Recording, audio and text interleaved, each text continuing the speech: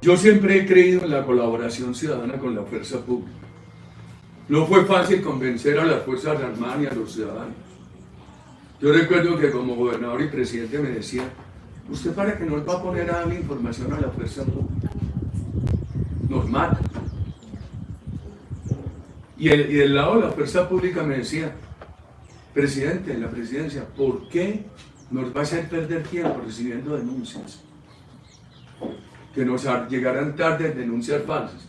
Yo insistí, gerencié prácticamente el tema, 8 años del gobierno. Exigíamos que en cada brigada militar hubiera un oficial de alta graduación, responsable de los cooperantes, en cada comando de policía. Llegamos a tener 4.600.000 informantes en la presidencia, sin ley. No se necesitó ley, eso derivaba de la Constitución.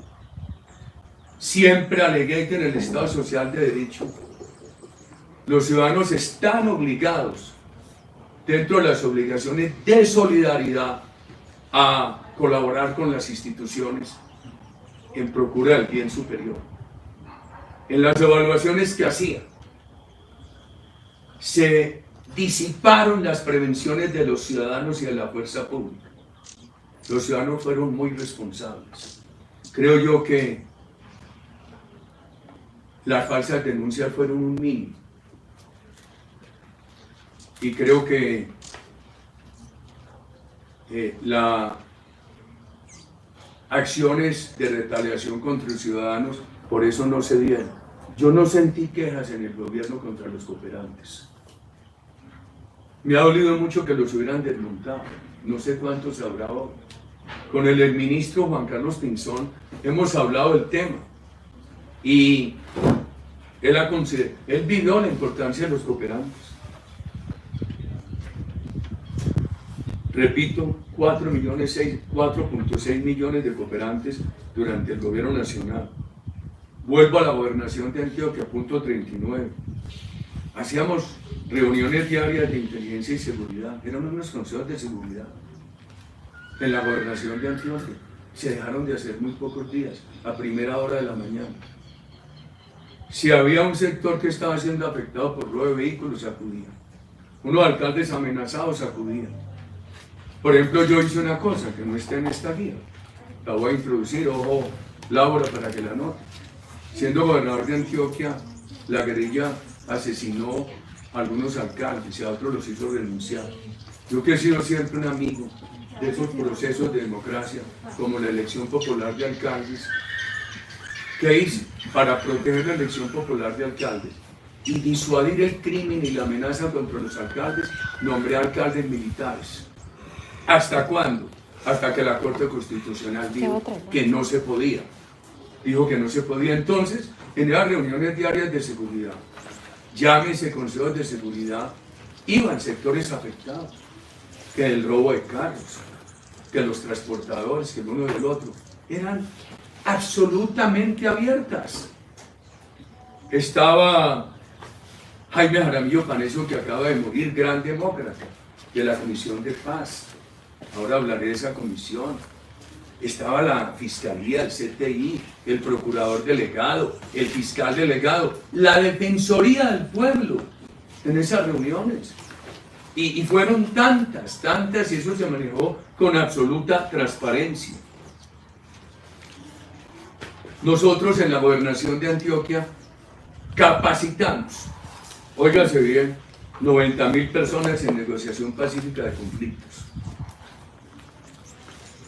Eso estuvo a cargo del profesor Roger Fischer, quien había sido profesor mío en la Universidad de Harvard, y de la doctora Sandra Ceballos, que en paz descanse. Ella después fue representante a la Cámara por nuestras tesis, murió tempranamente. Eso fue un proceso muy importante, capacitar 90.000 personas, dándole énfasis a la capacitación de profesores en negociación pacífica de conflictos. Las masacres, los asesinatos.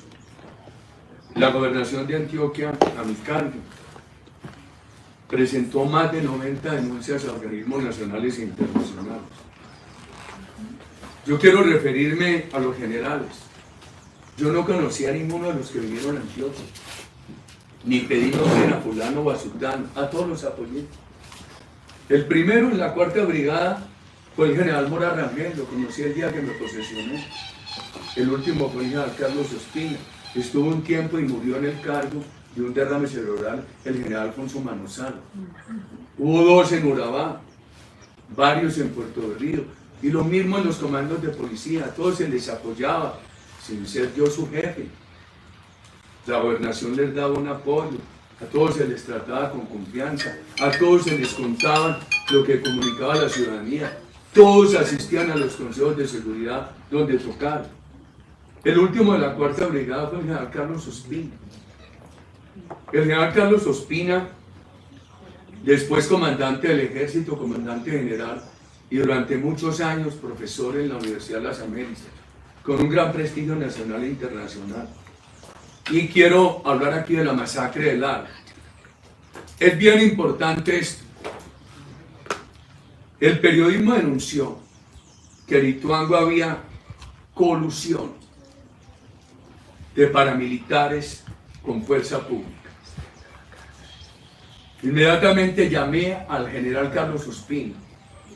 Él fue a Ituango, hizo una revisión y dijo, ya está lo que publicó la gobernación en la época, que él había revisado eso y no había encontrado esa colusión. Si la hubo, se la escondieron. Y vino la masacre de Lara. También la denunciamos. Yo creo que está en la prensa de la época mi oferta de recompensas para capturar a los responsables.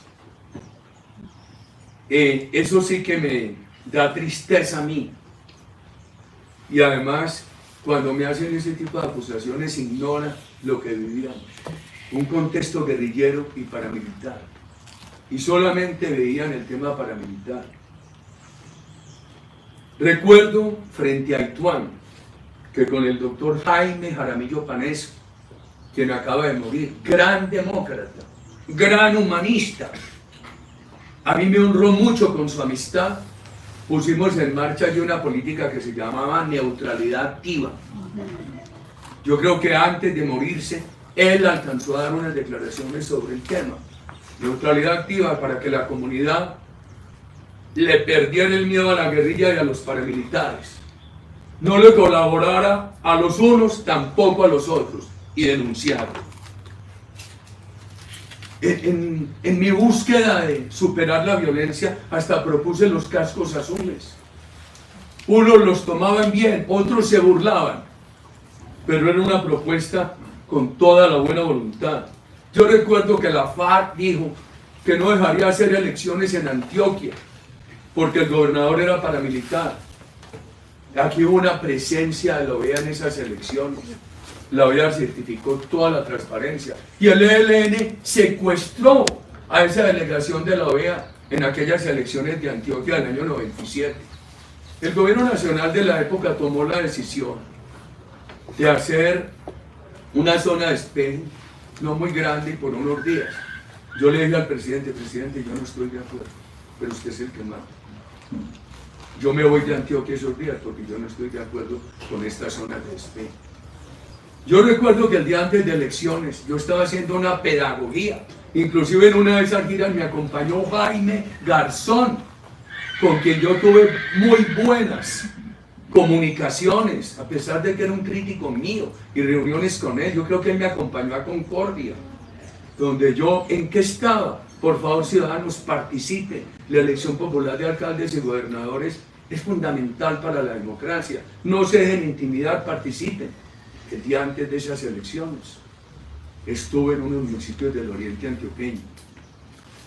Estuve ahí en este municipio cercano a Nariño.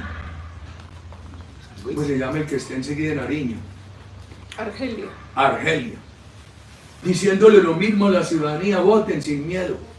Y llegué a San Francisco, aquí cerca.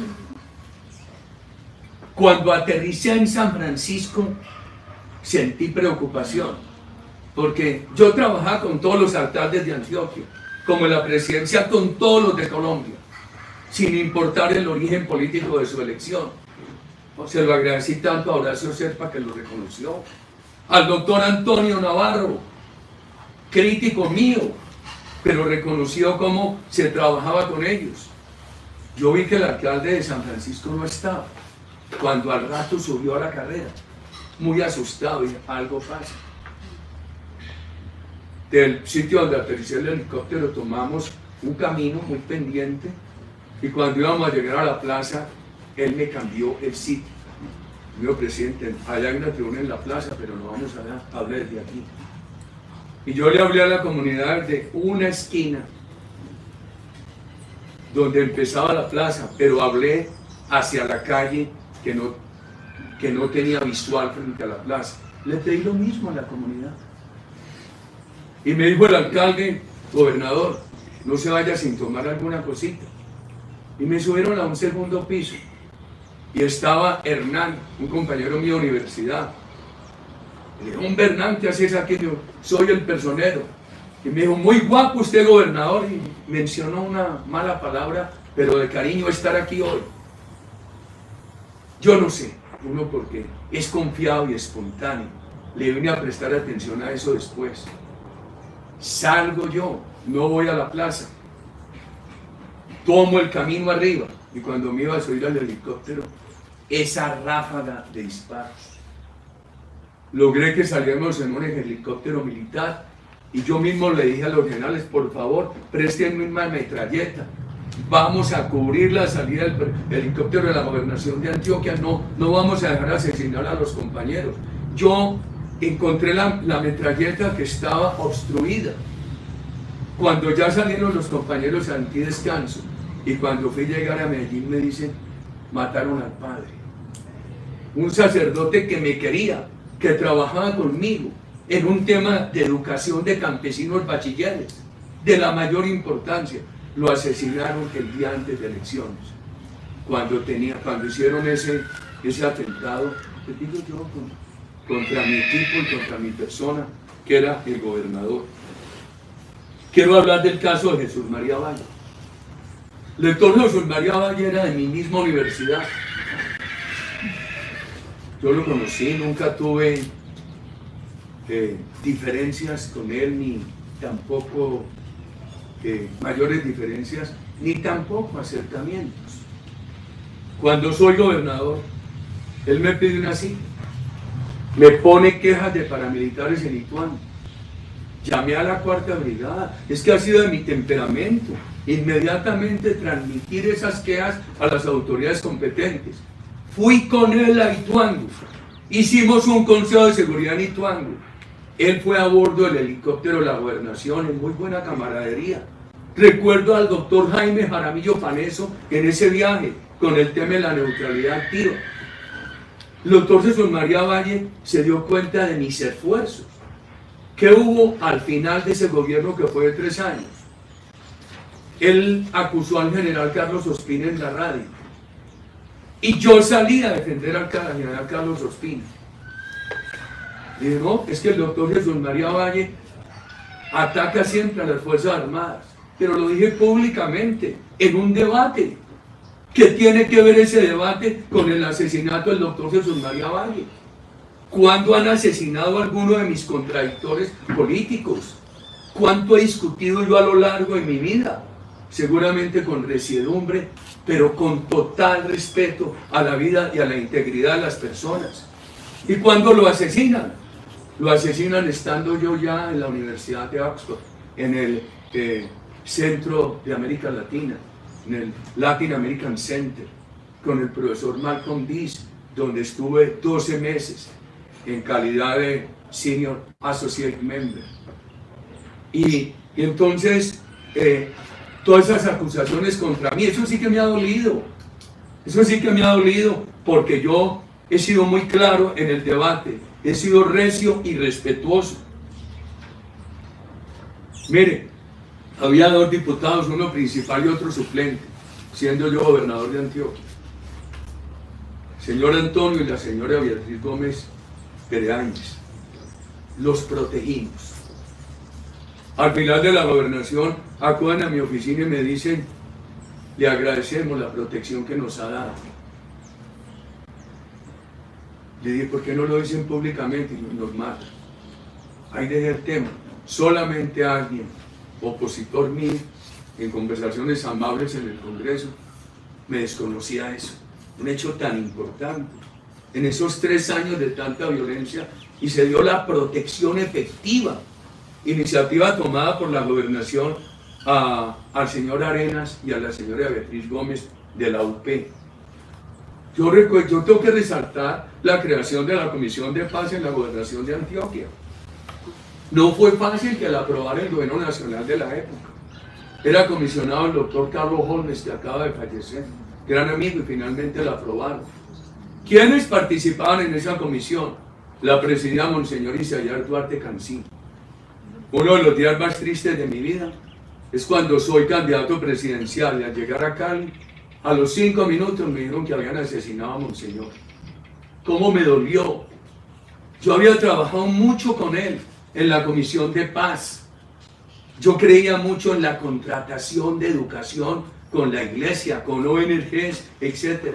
Con él hicimos unos contratos maravillosos de ampliación de cobertura escolar, de construcción de aulas en Urabá, y eso resultaba muy bien para los padres de familia, para los estudiantes, para los profesores y para el gobierno departamental. Él presidía esa Comisión de Paz. Estaba un gran empresario, un hombre con mucha ética, el doctor J. Mario Aristizábal. Estaba el doctor Jaime Jaramillo Paneso. Estaba el doctor Sergio Fajardo. Y se hicieron todos los esfuerzos con el ELN. Eso me llevó a todo lo que el padre de Ru conoce de mi persona frente a Francisco Galán y Felipe Torres. Y lo que hice por ellos, yo creo que en los últimos 2 años, padre, usted conoce muy bien esos episodios. Y hicimos todos esos esfuerzos. Volvamos a la seguridad democrática. Uno de mis afanes, como ya les mencioné, lo de los sindicalistas y lo de los periodistas, fue la protección a la oposición. En mi gobierno no fueron asesinados líderes de oposición. Gracias a la seguridad democrática recorrieron el país. Alguna vez yo oí decir a Antonio Navarro que en esas campañas que se dieron durante mi gobierno, él había podido recorrer el país con más tranquilidad. Lo reconoció, se lo agradecí, lo hizo públicamente. Repito, durante mi ejercicio presidencial me preocupé para que mis opositores tuvieran la misma protección que mis colaboradores y quienes me apoyaban. El punto 45. Yo me posesiono el 7 de agosto. Mientras estoy en la posesión, hay ese hecho criminal de la FARC, que lanzaron unos artefactos artesanales contra el Capitolio, hicieron un daño en un alero a la Casa de Nariño y asesinaron muchas personas en el Cartucho. ¿Dónde hice el Consejo de Seguridad? En la Plaza de Armas, de cara a la ciudadanía que había afuera. ¿Y qué pasó? El 8 de agosto dije, ya lo había ofrecido, las delegaciones internacionales las atiende la canciller. Yo me voy a empezar la seguridad democrática a Valledupar. Llegué a Valledupar cuando estaba despuntando el sol. Y pusimos en marcha la seguridad democrática y el programa Colombia Viaja por Ella. Viva Colombia, viaja por ella. Muy difícil porque teníamos que poner en las estribaciones de la Sierra Nevada. En ese largo trayecto entre Valledupar y Santa Marta no había estas comunicaciones de celular tan avanzadas. Había muchas fallas de señal. Hubo que poner muchas torres de comunicación y poner también las caravanas. Empezó ese tema que yo creo que le ayudó al país. Volé de Valledupar a Florencia ese mismo 8 de agosto. Encontré todos los alcaldes del Caquetá protegidos en la brigada. No podían estar en sus municipios porque los mataban. En esa situación había casi 400 alcaldes de Colombia. ¿Qué dije? Hay que proteger a todos los alcaldes de Colombia, independientemente del origen político de su elección, y así se hizo. lo mismo que a los gobernadores. Inclusive, al final, cuánta tristeza sentí e impotencia que después de ese esfuerzo asesinaron al gobernador Cuellar del Caquetá, que era afecto a mis tesis políticas. Y nosotros con el doctor Fernando Londoño, ministro, con la doctora Marta Lucía Ramírez, nos dimos a la tarea de proteger todos esos municipios, la presencia del Estado, a lo cual se le sumaron programas como Soldados de mi Pueblo y después los programas sociales que puse en marcha, la ampliación de Familias en Acción que había traído el presidente Pastrana, lo de los ancianos, el SENA. Hicimos un gran esfuerzo por lograr una mínima presencia del Estado.